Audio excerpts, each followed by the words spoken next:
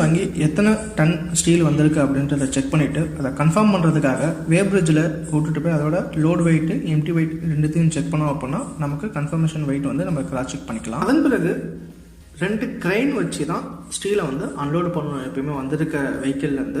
ஏன் அப்படின்னா ஒரு ஸ்டீலோட லென்த் வந்து பார்த்தோம் அப்படின்னா 12 மீட்டர் வரும். சிங்கிள் கிரெயினால் அதை பண்ணோம் அப்படின்னா லோடு சென்டரில் மட்டும் இதாகி ஸ்டீல் வந்து பெண்ட் ஆகிறதுக்கான வாய்ப்பு அதிகம். அதனால் வந்து 2 கிரெயின் வச்சு 2 சைடுமே வந்து டைப் பண்ணி ஈக்குவலாக யூனிஃபார்மாக வச்சு தான் அன்லோட் பண்ணணும்.